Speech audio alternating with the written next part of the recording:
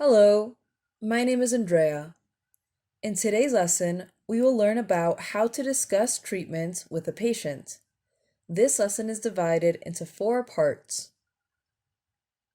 In part 1, we'll talk about offering options. In part 2, we'll see how to advise a course of action. In part 3, we'll see how to advise patients to avoid something. Lastly, in part 4, we'll mention some warnings. Let's get started. First, let's see part 1, offering options. When discussing options for treatment with a patient, doctors may say, there are a couple of options we can use. The first option is to try tablets like Prozac that lift you up a bit. The other option is counseling. This can be caused by diet or stress. There are some quite simple tests we can do. If you're still concerned, we can refer you to a hospital.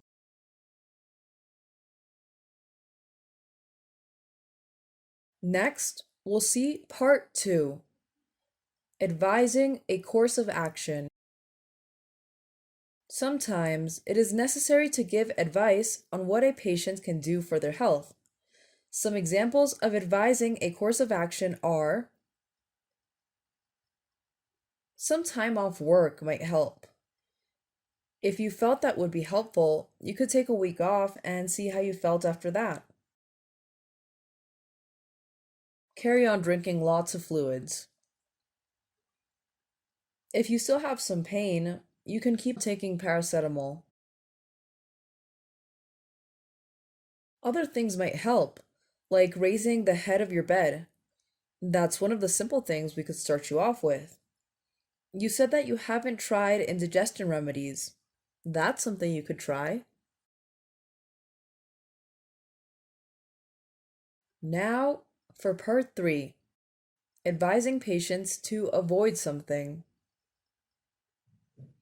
It's important to be polite and sensitive when giving advice like this, as it may come off as offensive. When advising patients to avoid something in their lives, doctors may say, there are a few things about your lifestyle we could address. Perhaps cut down on the amount you're drinking. Giving up smoking would help. You should try to avoid tight clothing, sitting in deep armchairs, and bending, especially after meals.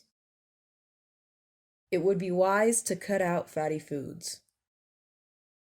Remember, these must be polite suggestions.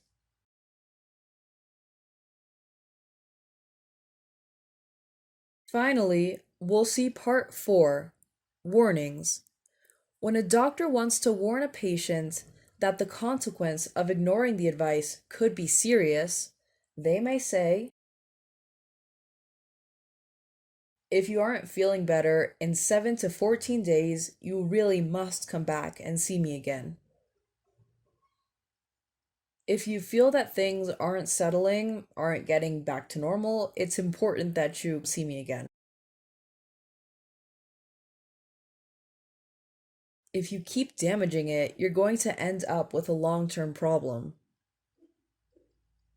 It's very important you don't stop taking the tablet suddenly, or your symptoms will return. These phrases help emphasize the urgency of the request. That's the end of today's lesson. I hope you enjoyed this class. See you soon.